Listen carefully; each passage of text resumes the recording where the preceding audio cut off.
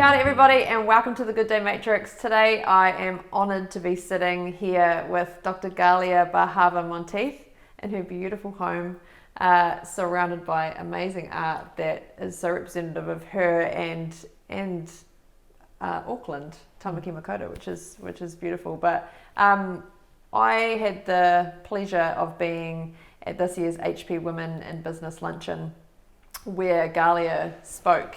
And I went with someone I work with, Emily, and we both just sat there in awe because the messages you were talking about with cultivating courage and with curiosity being our superpower just got us both so excited because that's what we're trying to talk about as well. So we were really, really aligned and we were really excited. But Galia is well known for her impact on people and her ability to drive positive culture change for many organisations and social good practices.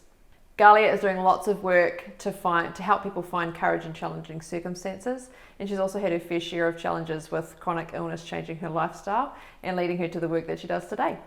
She has a PhD in person-centred healthcare. She's the co-founder of Professionelle, was the deputy chair of the National Advisory Council of the Employment of Women, and is an Edmund Hillary fellow. Nothing short of amazing in that list, and it's not a comprehensive list either, but thank you so much for your time today. We're so excited to talk to you about all things wellness and learn from you. It's a complete pleasure. Thank you. Yeah. I'll just get very comfortable. Yeah. Settle up. Settle up. With the Good Day Matrix, what we're talking about is that wellness is not just body and mind.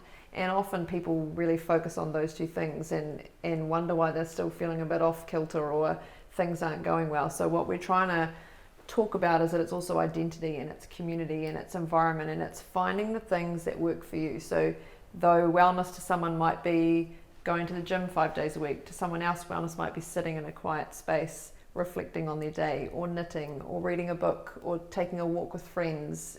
There's so many different elements to wellness. So what we're trying to do is talk to people about their journeys and learn about their wellness to try to inspire other people to think that they could try something new or give something different a go or click that, I never thought that was wellness. And that might be dried flower arranging or, looking at birds. They may not have understood that could actually be the thing for their soul that makes them tick. So today we'll go through our 5 pillars and just see how we go and learn from you. So sounds great. We will talk about body. We'll talk about body first. And you are quite the adventurer, I hear, and love hiking. So I believe that's what brought you to New Zealand in the first place. So tell us about your love of hiking.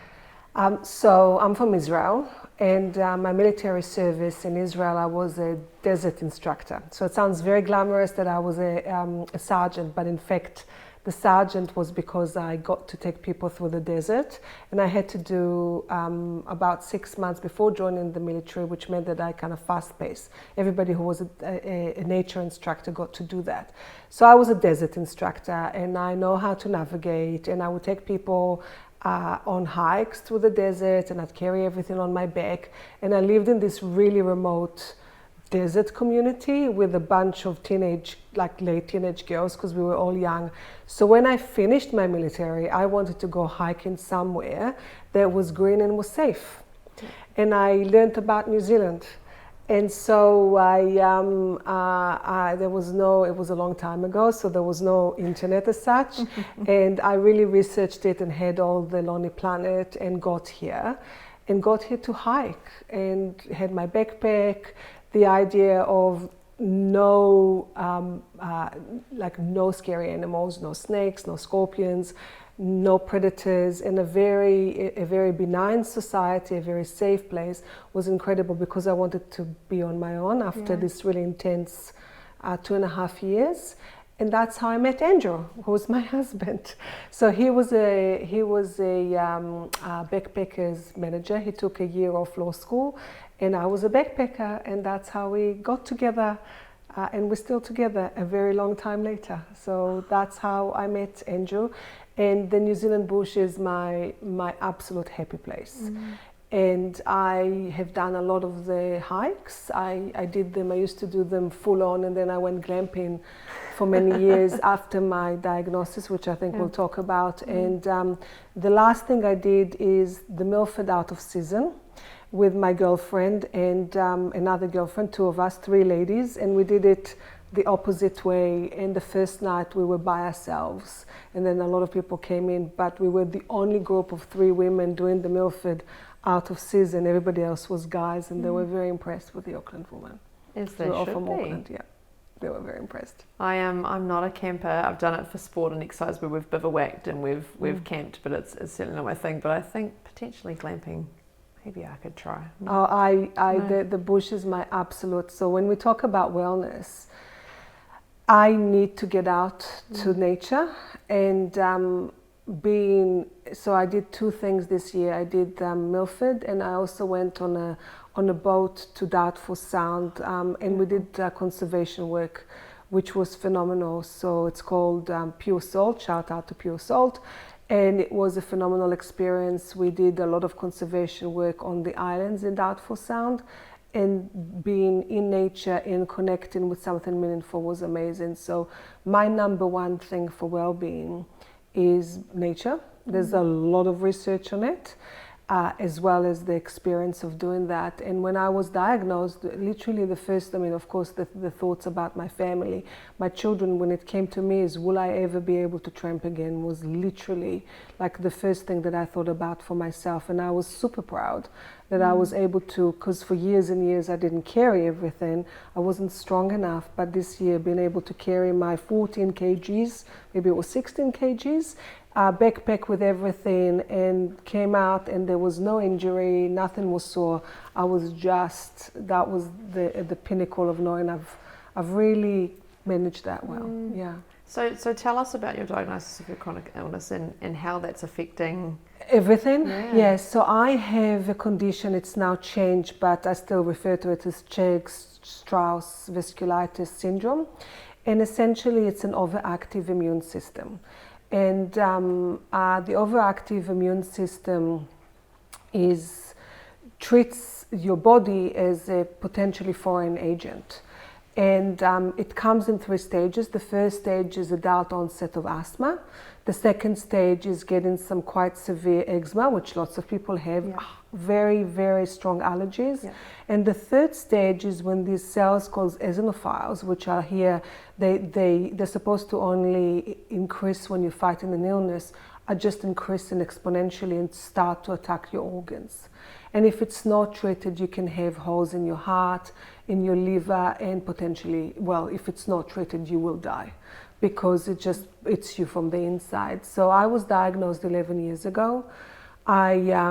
It was all very dramatic. I participated in the first ever, do you remember we used to do these fundraisers for the homeless, sleeping rough in winter? I participated in the first one ever. I was very well. I was exercising, I did yoga, I hiked, and that was part of the big shock of being a very well person who's always looked after myself, to be diagnosed with something like that. And over the night, my legs swell up. So they're swollen. And the end of the night, the size of my calves was the same size of my thigh. And we went through this extraordinary process. It's an extremely rare illness. 6 in a million are diagnosed, so it's very hard to diagnose it. And then the treatment is really severe because they have to suppress your immune system. So to be able to get the formal diagnosis takes time, and then they basically shut my immune system down. I went through chemotherapy and very intensive steroid therapy for a period of 6 months. So that was 11 years ago. Yeah. Oh my goodness. So it's a big thing.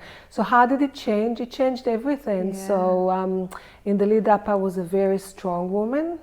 And, I lived by Grayling Park. And when I was going through chemotherapy, I couldn't even walk the park. I used to literally hike mountains. I used to climb a mountain every day when I was young. And then I couldn't walk around Grayling Park. And that is when that's what eventually inspired my PhD, is to understand myself in the hallway, because when you went to see the doctor, I had a very good doctor. He's an immunologist, but he's what we call a very biomedical doctor.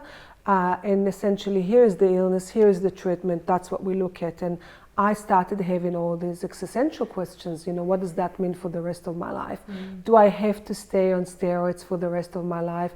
Do I have to take this really severe medication? Even after I finished the treatment for the 6 months of the treatment, every 2 weeks I'd be in hospital. I still took a lot of steroids and a kind of chemotherapy drug on a Sunday evening that will knock me around. And so he sent me to see another immunologist who's also a psychotherapist. And started to do this work to understand my illness in the context of my life story and have a much more whole understanding. So I had the underpinning of positive psychology already. I had the understanding of a lot of psychology for wellness. It was increasing that understanding, and what was most important, it was to really develop a whole person view of what health and well-being is. And that's why I was very happy to make sure I do get to see you guys and be interviewed, because I believe in what you're doing. And the more people listen to other people's stories, and they can start to think about themselves in the context of their health and how everything interconnects. Yeah. There's a thread that runs through it all, isn't there? And it's understanding the whole, not just, my mental well-being, my physical well-being, my spiritual well-being, to start to look at it as a whole. So my journey from being, and I hate that word, but it is true, from being diagnosed is to really just bring it all together and see myself as one whole integrated human being. Yeah. Which brings us beautifully into mind. We're talking about your positive psychology research that you've done. What kind of things do you put in for mind into sort of wellness practices for yourself? So I do a lot.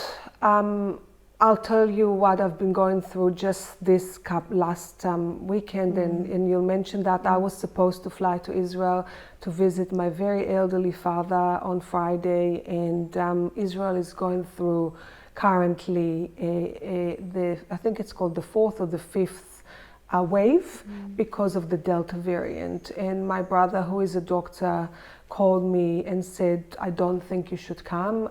He called me on Thursday and said he doesn't think I should come. And then I was like, maybe I should delay by a week. And he called me yesterday and he said, I think you shouldn't come yet.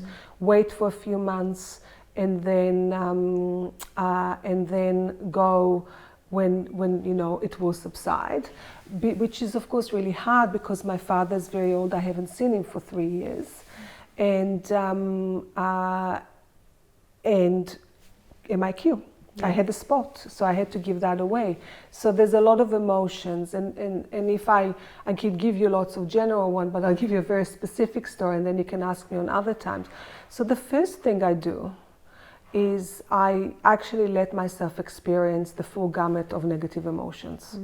So positive psychology doesn't mean, or the work that I do, you don't experience that. So I spent most of Saturday crying and being really, and being in the discomfort of feeling those emotions, because feeling those emotions is important. And when someone close to you, my family is well practiced, so when someone close to you feels those emotions, it's really important to validate them. And our first emotion, and here's my dog, when he hears me upset, he always comes to check in on me. Can you sit down, please? So he does, he knows when I'm upset, and he always comes and checks in on me and just makes sure that I'm okay. So the first thing, I think it's really important to be with the very difficult emotions and not try and suppress them, because a lot of us spend a lot of time trying to suppress difficult emotions, and there is always a consequence, and the consequence is health. So if you constantly try and suppress your negative emotions, you will have a consequence. It doesn't just go away. So that's what I do. I actually give myself, and people get very distressed. And they're like, do you have to get stressed now? I mean, do you? And they say, please don't cry. And it's like, I have to. You have to go through that. So I use that in the moment, and then what I do is I take things under my control, because the most difficult thing to be in is this sense of helplessness. And of course, this is a massive sense of helplessness, because tell me if you want me to get rid of it, or it's fine. Okay. The sense of helplessness is extraordinarily stressful, and it's not actual helplessness, it's perceived helplessness. So being a psychologist and a positive psychologist, I'm always reminding myself it's that sense of perceived helplessness. Yeah. So of course I can feel very helpless because I don't know if I'll get another MIQ spot. Yeah. What I do is bring whatever I can bring under my control. And for example, already I said, so rather than say, I'll just wait and see what happens, I have a lot of clients and a lot of work that I find extraordinarily meaningful. Yeah. So I said to my agent, okay, let's focus on November. So if we can get spots in November, and if not in December, which means that I can tell my clients September and October are free, yeah, and I can do the work then. And I now know in my head, this is where I orient myself. And the other thing I do is something called reframing, which is a hugely powerful and yet incredibly simple tool. And it's, I can look at this and just spend a lot of time thinking how unfair it is that exactly on the day of my flight to Israel, after I got vaccinated, sorted everything out, they are in the midst of the high of this break or outbreak. I can just eat myself at that. So then what I reframe is, well, if I do go in November, my brother who lives in New York, who I haven't seen for 2 years, is thinking about going back in November. I might get to see him as well. So I try and reframe, and that's what I constantly do. The thing I do throughout my life is, you heard me talk about signature strengths, yeah, and it's really using my signature strengths in all of my work, and making sure that my work allows me to use signature strengths. So in my work now, I work across a lot of companies, from private sector to public sector, academia, founder-held companies, and it took a long time before I was confident enough to say I only work from a place of strengths and positivity. Mm-hmm. And you can, as I say, you can deal with really terrible, difficult things, but building on strengths and building on positive aspirations for me and my clients. I don't do, and as a consultant, it's really hard because that's how I was brought up. I don't do SWOTs, I don't do strengths, weaknesses, aspiration, threats. Yeah. I do something called SOAR, which is strengths, opportunities, aspirations, and results. So I ground everything I do on the positive, deal with the negative from a place of strength. And that work in of itself is incredibly life-giving, and for me, because when I did a lot of ethics work or work that was anchored on what was wrong with organizations, it eats at you. Yeah. The work you do eats at you, if that's what you look at. And so that's the lens in which you look at. If you look at what's wrong with the person or what's wrong with the organization, that is all you're going to see. Yeah. And if you look in the lens of what is right with the person and what is right with an organization, you always see that. You always deal with the difficult stuff, but you do it in a different way. In a strengths-based way. Yeah. That's beautiful. And so it's so needed now because everything is so much more negative. There's always different reports and different things, but it is always trying to focus on those 1%. How can we be better? How, this is wrong, how do we do this? But actually focus on what's strong and amplify it.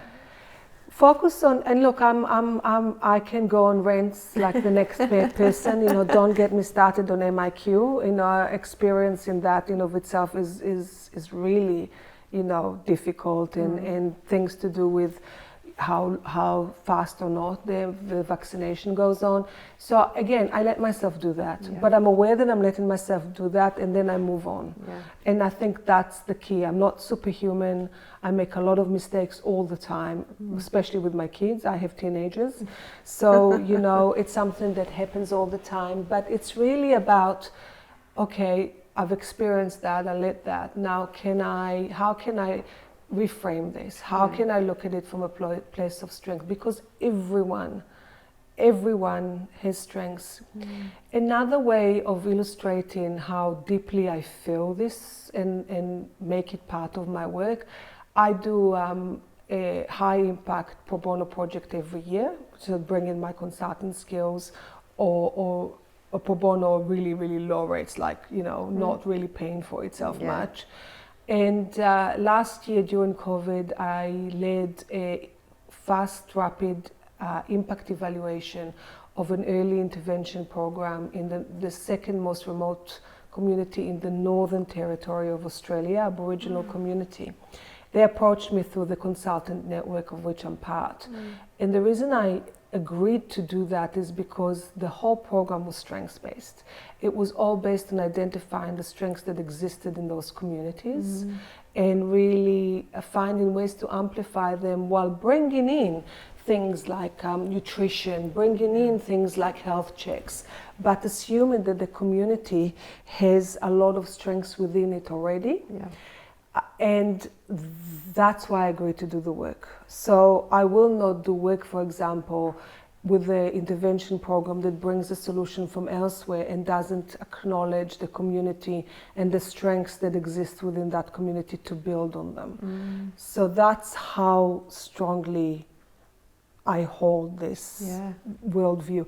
And look, I'm older now, I've got a lot of experience, and I have the mana, I'd like to think, and the wherewithal to say I'm not doing deficits-based work. I'm not going in somewhere. If you want me to tell you all the things that's wrong about your organization, I'm not the person for you, or your program, or your community. And that's, I mean, I talk to a lot of people about Brené Brown, and I'm sure you know Brené Brown too, but knowing once you know what works for you when you're functioning at your best. And those values, like minor connection and usefulness are my two values. And if now I can be sitting somewhere and go, I don't feel right, what's going on? And it might be that I've just sat in a meeting for 3 hours and not contributed at all and gone, well, I wasn't useful at all. Is this the place for me? Am I doing the best by myself and these guys? No. Or have I connected in this environment? Do I know the people? Have I engaged with them to understand? No. So it's knowing, and then the work you can do once you get that right and you know yourself. I think it's so empowering. It's been my favorite learning over the last couple of years, is to really understand how I function well, which is how the Good Day Matrix started, and how we've been able to almost magnetize to people who have those same values as us, is how do we really create change and meaningful change and shine lights everywhere. So do you have any mindful activities that you do? Gazillion. So yes. To get to the place of being as healthy as I am, touch wood, and strong, I had to work hard. None of it comes easy. So there is no click your fingers. I meditate every day, most days. I exercise every day, and that's part of my mindful. So I do a lot of breathing work. And every day, this morning I went to the gym. Tomorrow I'll be doing a yoga. I walk the dog a lot, so I do my yoga, I do my breathing exercises and my meditation. And then I do a lot of walking, and often I will just not listen to anything so that I can look around and see the birds and notice things. I wouldn't even call it walking meditation, but it's a version of it. I read. I have baths. I actually have to have baths to manage a skin condition that happens when my immune system is low. So I do that, and I have my baths, and so lots. And I have a trick which I really share with people. So being a psychologist helps, and I looked into positive psychology before I was diagnosed. So I had a lot of tools in my toolkit. I didn't have the integration piece. That came later. So there is a lovely tip. This is my tip. And it's called If Then. So the idea is, if you want to replace the bad behavior with a good behavior, you don't just say, oh, I'm just not going to do that. So there's a couple of things there. I have my trigger points, noticing when things are spiraling for me. One trigger point is that when I sit in the lights and I start to check my phone, I know you shouldn't check your phone, but only in the lights, like 100 times to see if there's emails or messages.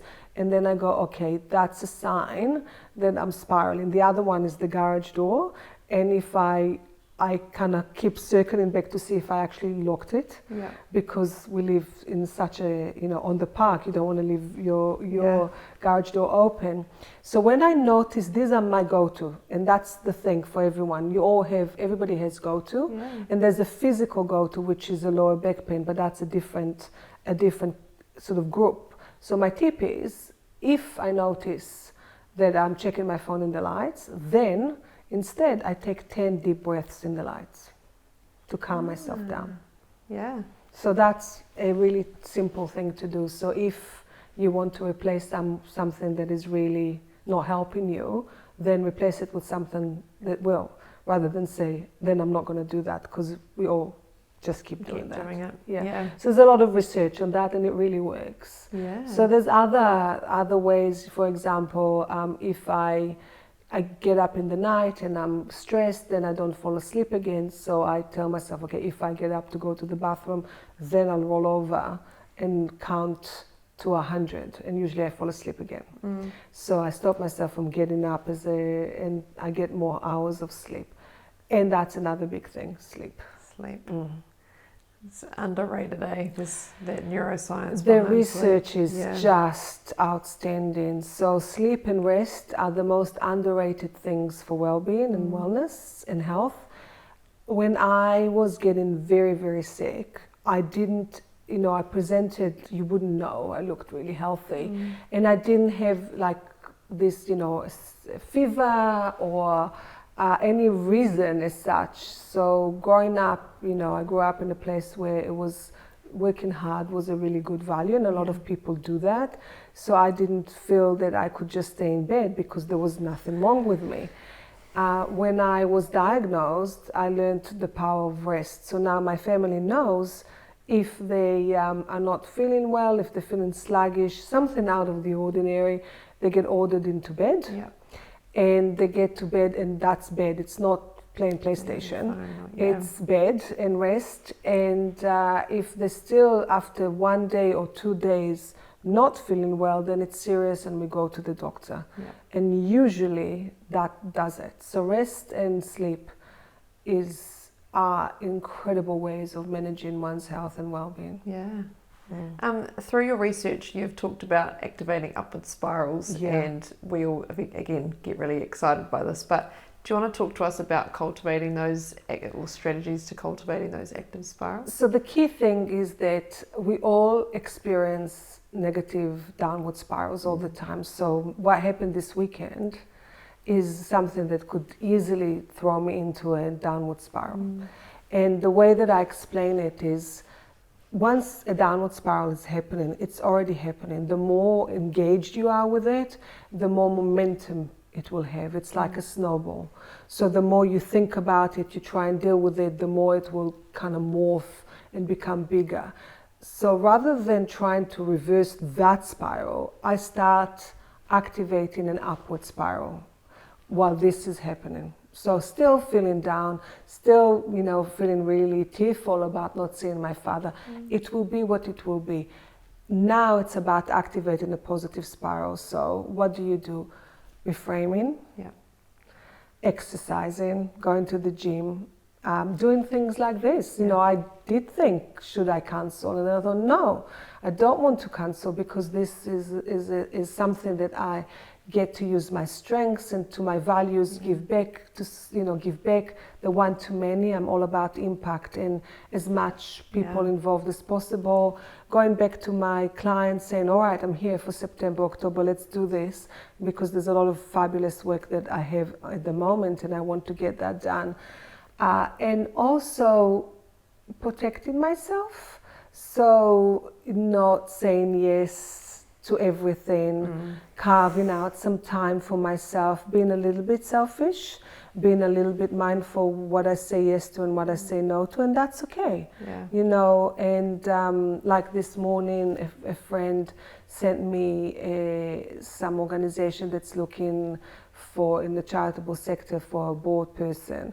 You know, learning that, yes, I might be a really good board member for them, but no, enough. You know, my plate is full and I don't need to say yes. I don't need to feel guilty about saying no. So that's the part of it. And one of the things that I think is incredibly important for wellness and activating upward spiral, which a lot of people forget about, especially women, is who are the people who give me energy. And they might not be the people I see every day, my girlfriends that I love and adore, and if I don't make an effort to see them, I don't see them, reaching out to them. Yeah. And being with people that really give me energy as well, and being able to make sure that that is as important time as work time, which a lot of women really struggle with. Yeah, that's it. I feel like looking down the road, it's such a key message, is making it as important as work. Yeah. Or caring for others, because that's our two things. It's our, I've got to get the kids to here, or that's so, because we're trying to talk about that, prioritising your wellness. So I have a very funny story. I have a very, very gorgeous friend, and she'll probably be, I was sending you, know who you are, this interview to listen to. And she is a psychologist, and she's very funny. And I missed her, and I haven't had time with her. So I said, okay, how about we have lunch in a midweek? I had a very light week. Yeah. And then she said, oh, I have an appointment. Why don't, do you want to come to my neighborhood? And then I said, yeah, I'll come to your neighborhood. And then she said, oh, the cafe are not very good. I said, I'll bring lunch.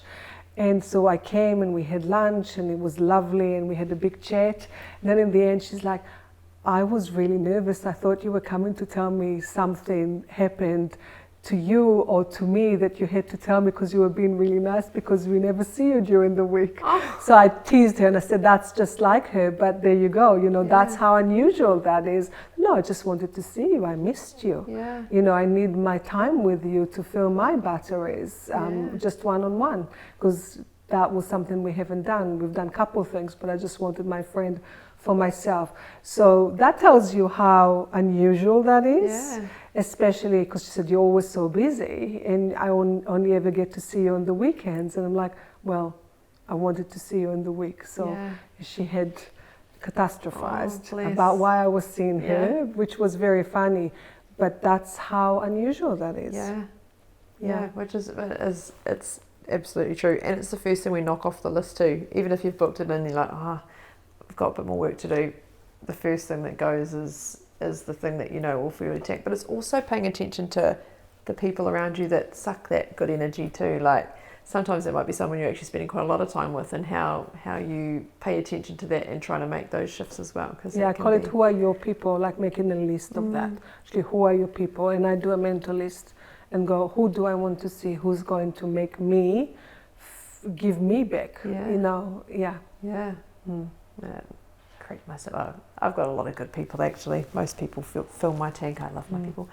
So we talk about identity as well, and being originally from Israel and coming to New Zealand.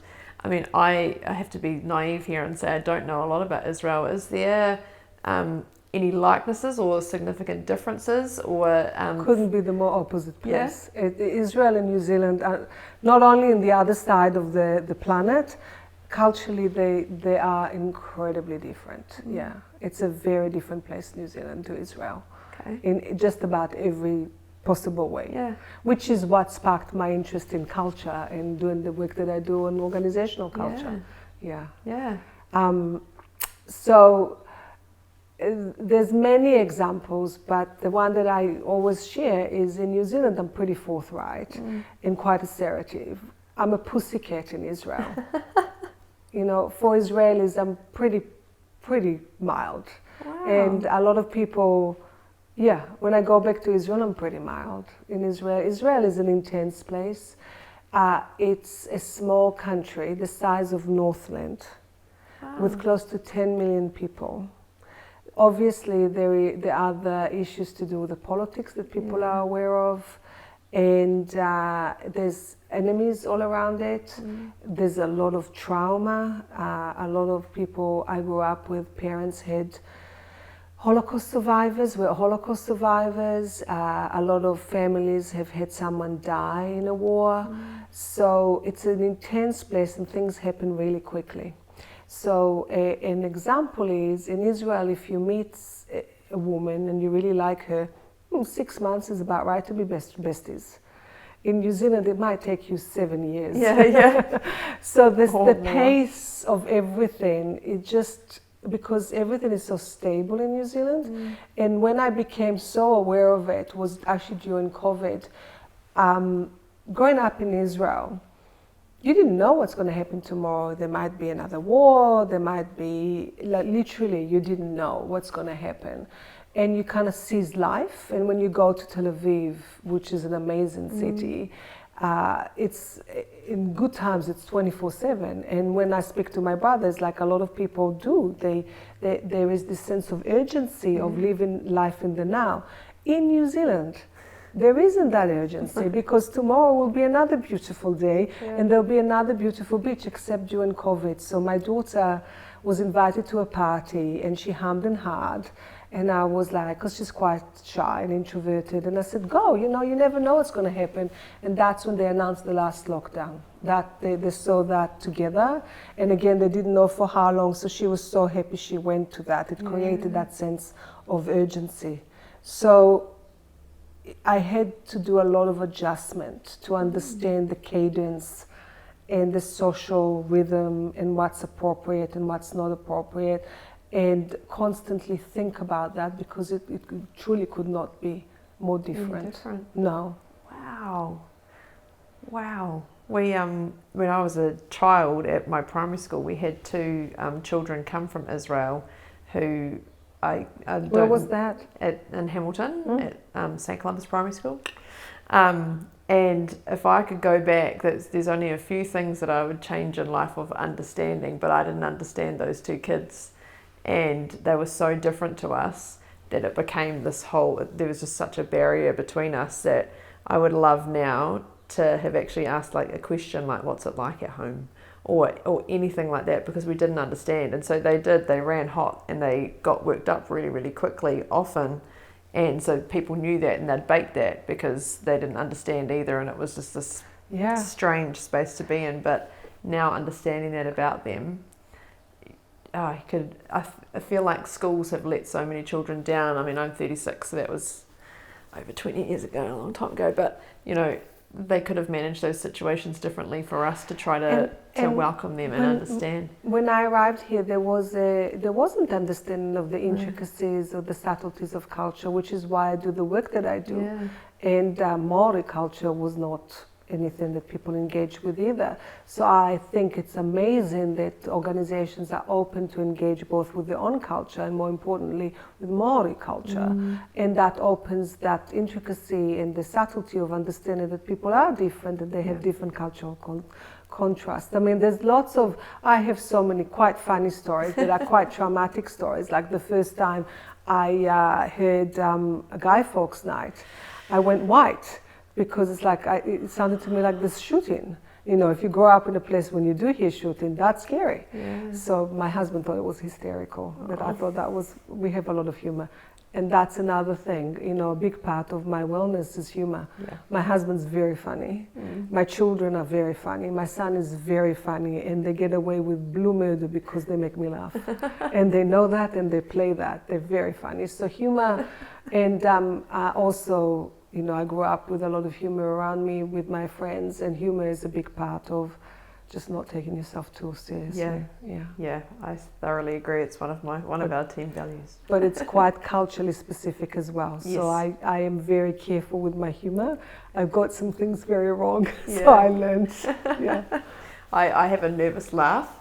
So when I'm really uncomfortable in a situation, this little giggle comes out, and I'll be sitting there like in my mind going, don't do it, because these guys don't understand that you're not laughing at the situation or at the person. It's like this uncomfortable, I've honed it in now a lot, but when I was younger, just tell them. fueled I'm not many laughing, fires. I'm just being nervous. Yeah. Just tell them. Yeah, and it can also be a frustrated laugh. You know, sometimes you're just in a situation, you're like, I can't believe this is happening, and so this laugh is of the kind of, I can't believe it's happening. Yeah. And that's, you know, that's a big part of that. So as an Israeli, I'm very explicit. And Israelis, when you talk about the value of honesty, it means being brutally honest. Of course, not in New Zealand. And working with English people, it's even less so. So it's really being aware of what things mean. And also it means that Israelis don't understand a lot about Kiwi culture, that Kiwis will never tell you exactly what they think if they think it's going to hurt you. And so some Israeli, I'm not saying all Israelis, if Israelis are listening to this video, but some Israelis think that they're being not honest. And it's like, no, it's not that. It's just, it's a different cultural principle of honesty, of being honest to the point without hurting the other person. In Israel, honesty means being brutally honest, which I can be. But I've learned. So now I say to my girlfriends, you know, in the past I used to just jump into giving them perspective and my opinion. And now I say, would you like my opinion? And sometimes they say, no, thank you. And that's okay. Not today, Galia. And we're not ready for that today. And that's fine. So that's how I manage that. And you know, remaining true to who I am and also operating in a way that feels integrated. And for any migrant, it's always hard. You know, you always feel that you're not quite Israeli anymore, and you'll never be quite Kiwi. But that's all right. When you met your now husband, and does he have a big family? Did they sort of help with that, or how did you sort of surround yourself with people he has 3 sisters, but we've never lived in the same city as them. I think when I most succeeded really was when I joined the Boston Consulting Group straight up of university. So I used to work for BCG, and that they were my people because we were all quite ambitious and loved intellectual curiosity. So, and there was a little bit of a culture mix, but not so much. And that's when I started working with like-minded people. So that's probably when I felt the most. And a lot of my friends, I'm a big part of my Jewish community, which is wonderful. And they particularly are very tolerant of Israelis because they know, so that's wonderful. And my work friends, or people I met who are now good friends to work, are a big part of that ecosystem. And my husband has been amazing. I used to send him emails that I was going to, or show him emails I was going to send. He's like, maybe you want to soften that? You should do this. No, you should start with, you know, how are you? How was your weekend? How are things?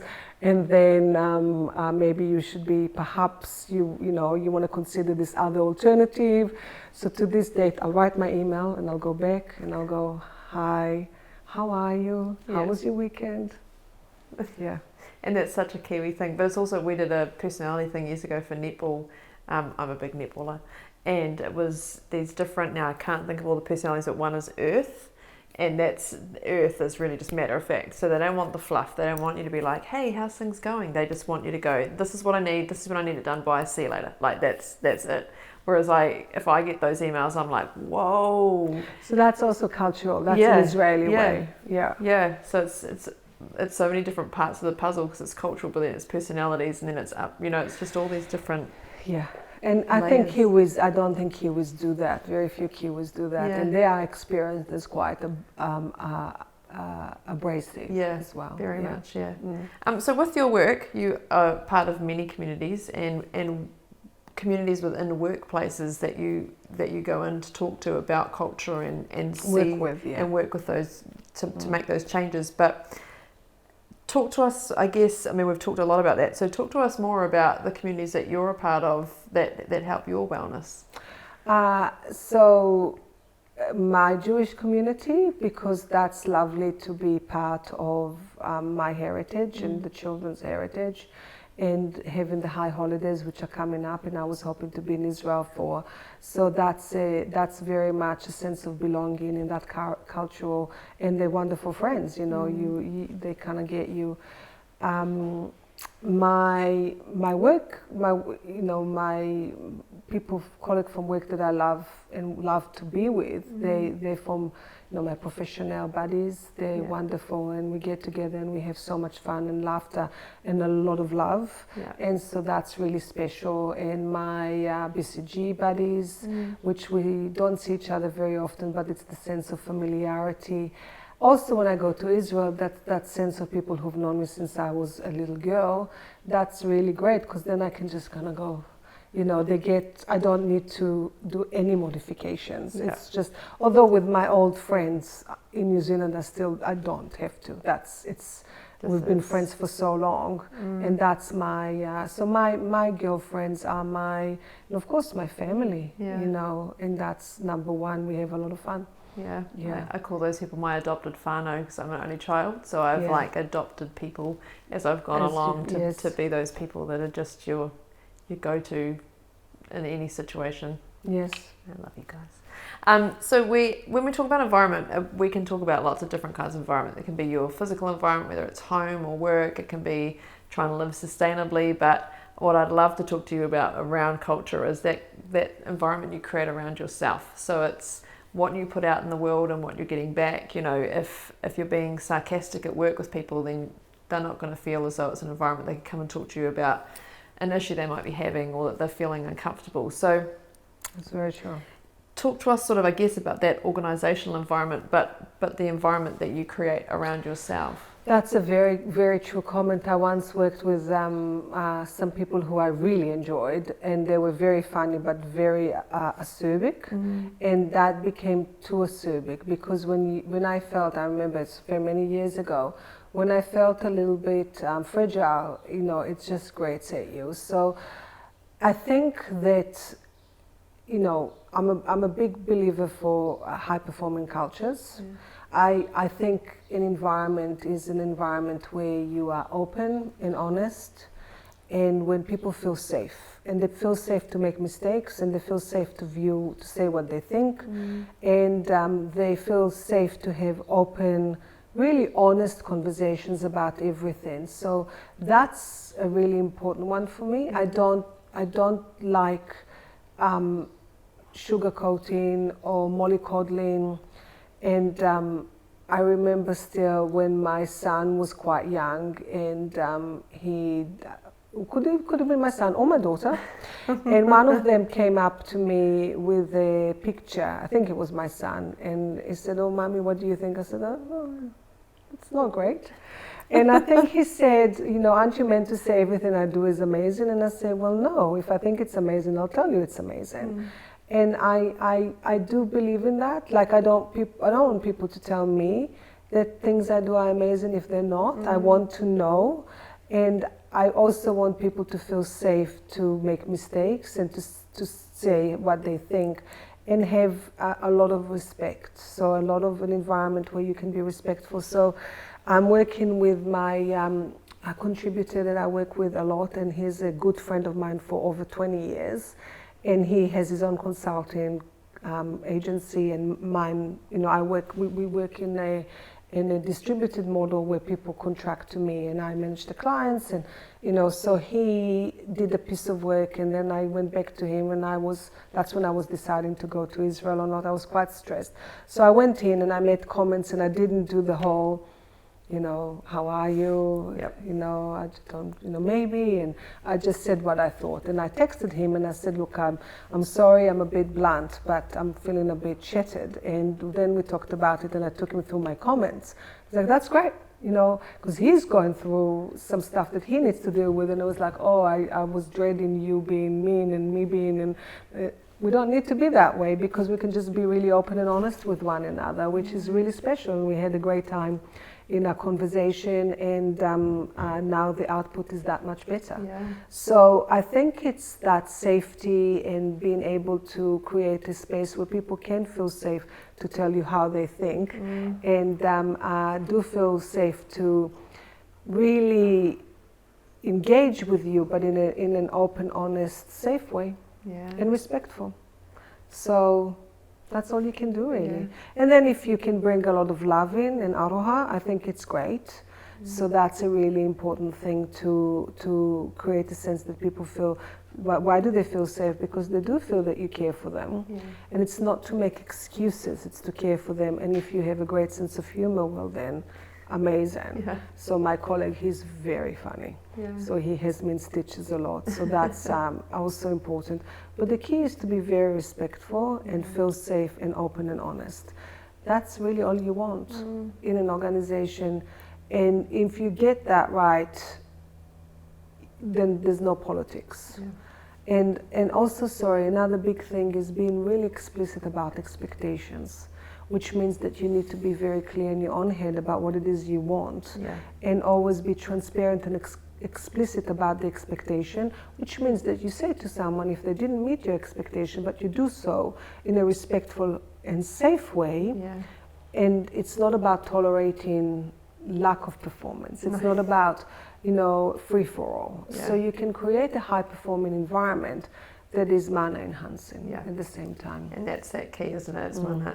It's not tearing that down. No. When you're having a day either like, I had expectations of X, Y, and Z being done to this level, or we should have been at this stage of completion. And it's one thing we try to do now in our work is talk about what does done look like, so that I don't think in my head I've delivered a message and wander off and then I get something back. It's everyone can ask questions. What does done look like? So when this is done, how do we know? Especially in the work that you do. I think another thing to think about is the opposite of it. Everybody always talks about the leaders. There's not enough conversation about teams. A client of mine, their team turned absolutely toxic on them, which is devastating. And there was a lot of basically feeding each other in that downward spiral within the team. And I think that that's not respectful either. It's not just the leaders. Teams have responsibilities as well. And it's not just saying, it's the leader's responsibility to create this environment. Actually, it's everyone's responsibility. And if there is a toxic environment, to say, it's just our leader, I don't buy that. The team have a big part to play in creating a toxic environment, because a toxic leader can be purged out by a good team, and a toxic team can turn a good leader to a toxic leader.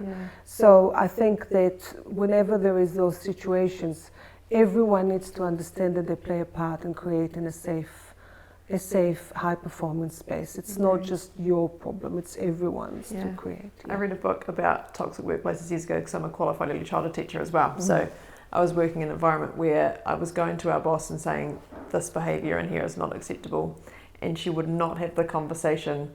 So she didn't advocate for us. It was a really awful environment, and it was that negative spiral. And what happened was, I then went and read this book and went, so that's how we're fueling her. Well, there was actually 3 by the stage, but just by sitting there listening and not speaking up, we were effectively in on the war, which we didn't want to be part of. But by me just sitting there or nodding, just, almost wanting it to stop, it was a sign that she agrees with me.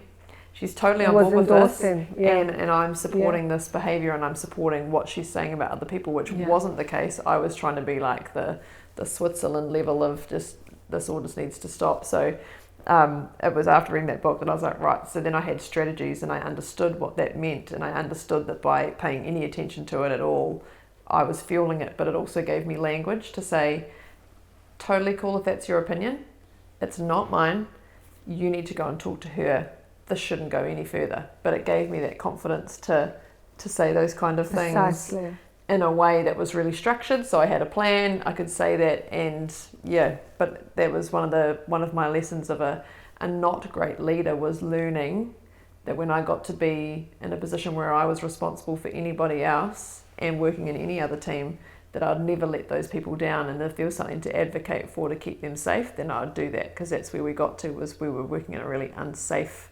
environment. So I love that. At home, I'll change tact.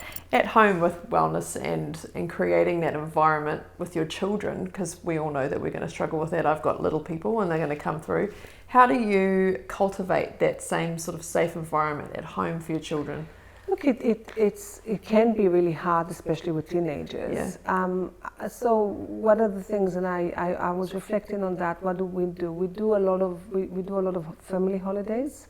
We have a lot of family time, just us four, and that's really special. So we took the kids when we could travel almost all over the world, and had a lot of memories through those, and also in New Zealand. So we took a car, drove all the way to Queenstown and back when they were younger, and had a road trip. And one of the things we do is when we travel, we play cards. So we sit at restaurants and play card games, and that there's a lot of fun memory. That is certainly a place of wellness. I said humor. Yeah. So my kids learn to be, they are funny. The father is funny, and they're very quick. So there's a lot of, but I mean, it also can, when they were in teenagers or younger teenagers, it can turn, and they can turn on each other. Yeah. But that's part of it. As I said, in this space, there's no television, so we try and have a lot of family dinners. When they were very little, and when I was sick, we have a Friday night dinner. That's the Shabbat, the Jewish Friday night dinner, and I would make everyone, and there was a lot of complaints, go around the table and say 3 things they are grateful for that week. And there were a lot of complaints, a lot, but it's kind of embedded, and I can see them. Hopefully they're not watching, hopefully they are watching. I'm not going to advertise it to them. It did embed this ability to look for things they're grateful for. They can do that, and those Shabbat family dinners, which we've had a lot of, involve a lot of ceremony, and so all the Jewish holidays are part of the wellness. And look, I lecture, I don't really get listened to about the importance of eating really good food and exercising, although they are exercising a bit more. So they grew up and they tease me all the time. Mom, it's a man-body thing. You know one thing about it. They're very funny. Like there's a line from a TV show that psychologists are people who weren't smart enough to be psychics. So that's one of the lines to me. And my daughter, who is a scientist, she's doing STEM subjects, she's doing physics, maths, and chemistry, tells me how psychology is not a real science. So there's a lot of teasing and a lot of rubbing, but I think that's a part of the well-being of a family. Yeah. And it's not without its challenges. Of course, there's many challenges, but this ability to hopefully come together and create a space that they feel, so a house is a space that they feel really safe in. Yeah. And that it's their house, so much so that my daughter told me that if we ever decide to sell the house, she'll divorce us. So I've said that to my parents. Yeah, so it's about, really having this sense of place, that they grounds them, that belongs to them. I think that's a really important thing to do for a family, and creating a lot of family occasions when the family comes together, and memories. Yeah. So picture books, and my special parents, time. Yeah. My parents live in the same home, so I'm 36, so they've lived there my whole life, and then so that you don't a long time and I've warned them, I'm like, you can never sell this house. It's only a small railway house in Frankton and Hamilton, and it just is everything. That's the safe place. That's where, if you've held it together all day for whatever reason, you can walk in and just know that this is home. This is It's a big thing. Yeah, and you can be honest regardless of what's going on. There's no sort of needing to be anybody else or protect any part. You just can just be you. Yeah. It's pretty special. It's very special to have spaces like that. Yeah. Well, that has brought us to the end. We've just got some quick fire questions for you. This has been amazing. I love this, Galia. All right. So these are always a bit random and a bit funny at the end and a bit silly. 3 things that made you smile today. Yesterday, because today was the thing that made me smile is my daughter wanted to go to Newmarket, and I said, don't you want to go with friends? And she said, I see them every day, I'd rather go with you. That made me smile. Aww. My dog makes me smile, so him lying down like he's had this tough life, he always makes me smile. And my husband makes me smile. My husband made me smile by making me a cup of coffee to bed in the morning and saying that he knows that I'm struggling with not going to Israel, so he made me smile. Usually there's a lot more reasons, but this has just been a bit tough. Strong, beautiful ones. Yeah. Favorite books? So it depends. I have books for occasions.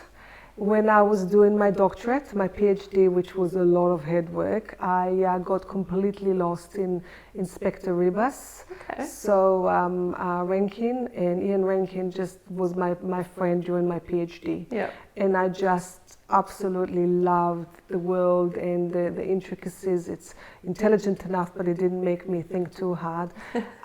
When I was sick, and I'm a big reader, so I'm going with the light stuff first. When I was sick and I couldn't really comprehend a lot, I read the whole of, do you remember True Blood? Oh, yes. Yes, all of those. There's like 11, I can't remember, 7 of them. I read all the books when I was sick.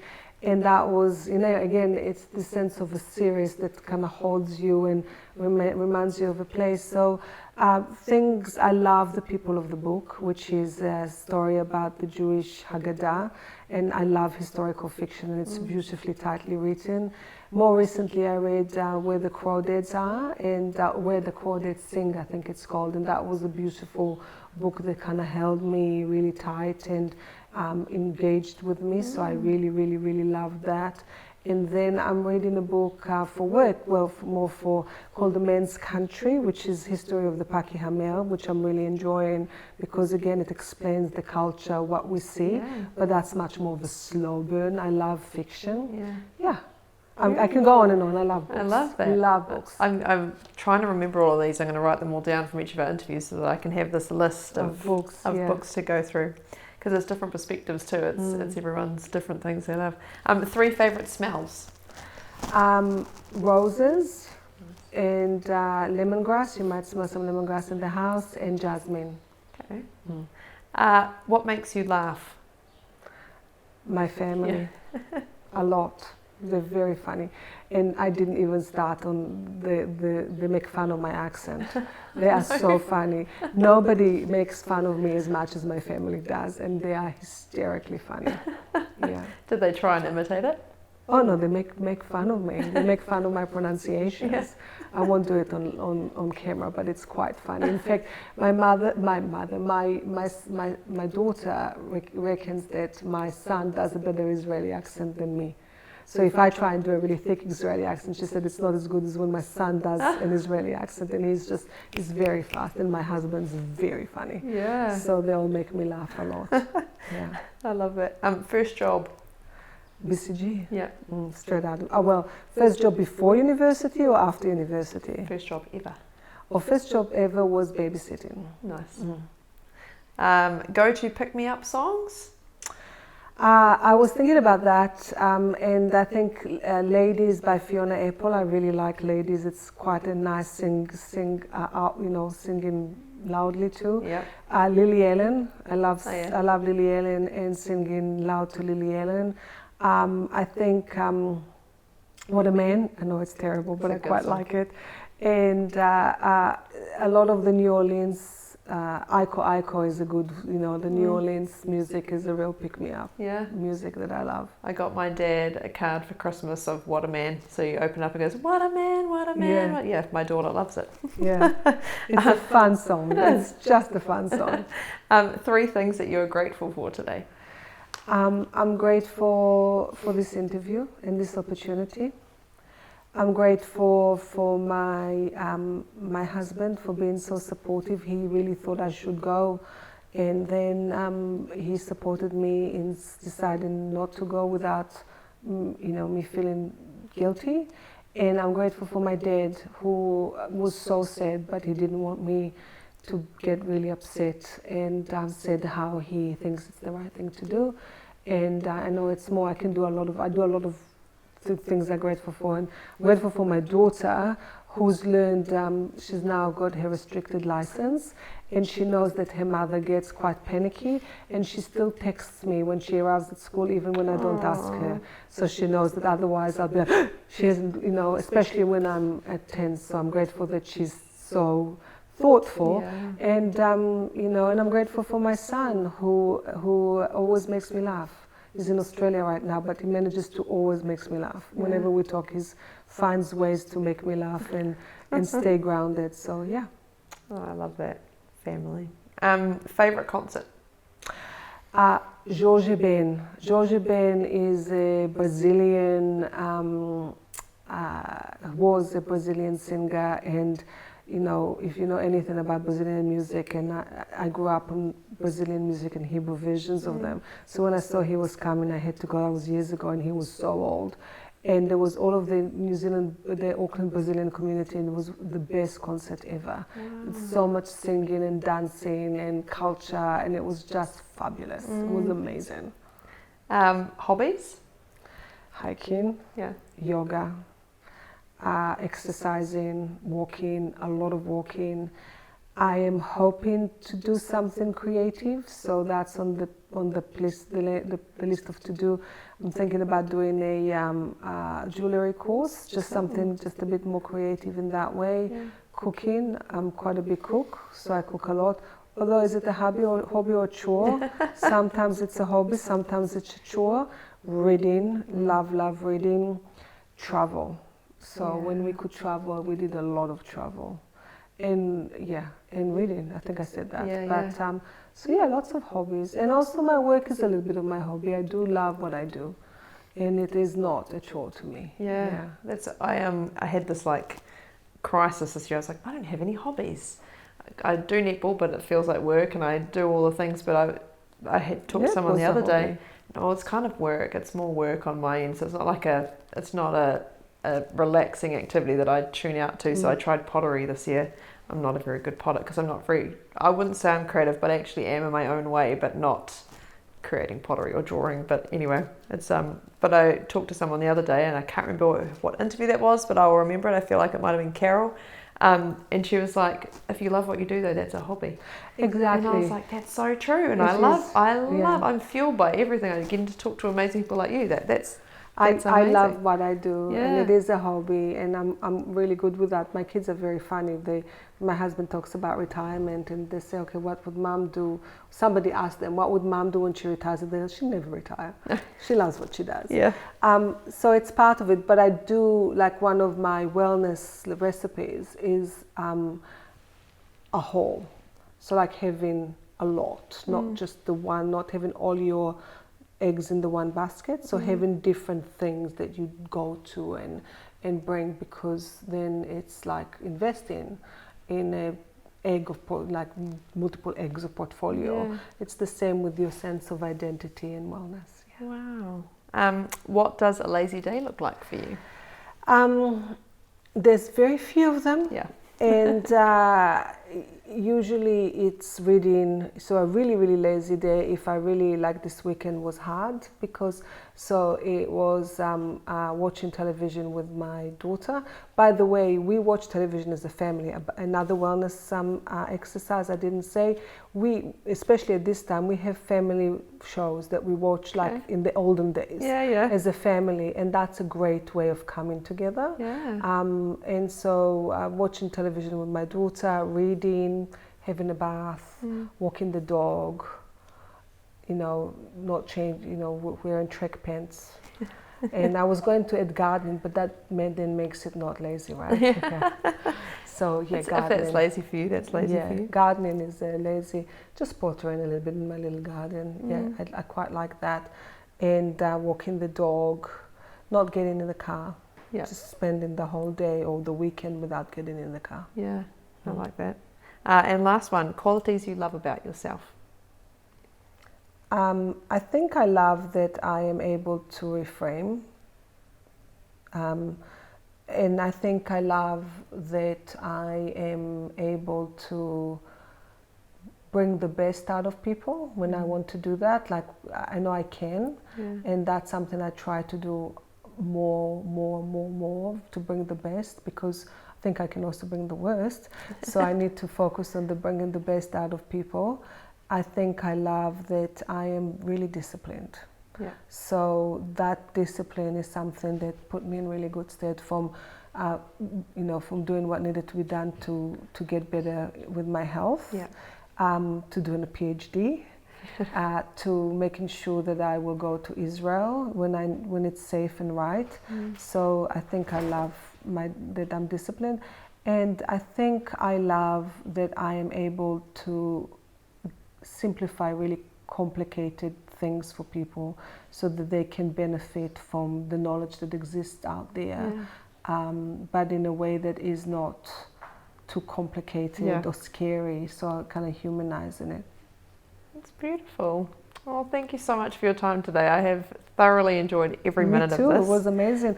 Thank you for the opportunity. I really am so incredibly supportive of what you're doing. Thank you. And I think it's a wonderful initiative, and one that will, create impact in the world in so many ways.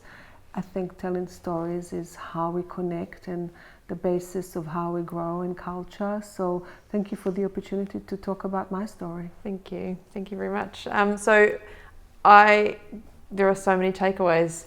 Reframe, I think, watch that back and really learn some great strategies about their reframing, because I think if there's a takeaway for me, it's letting yourself feel what you need to feel, but having that upward spiral start. That's such a powerful message, and to be able to reframe and almost, we talk about perspectives, putting your perspectives on and trying to see it from a different angle or from someone else's understanding. So so much. Thank you so much. So we will see you again soon. Ka kite. Ka kite, Anna.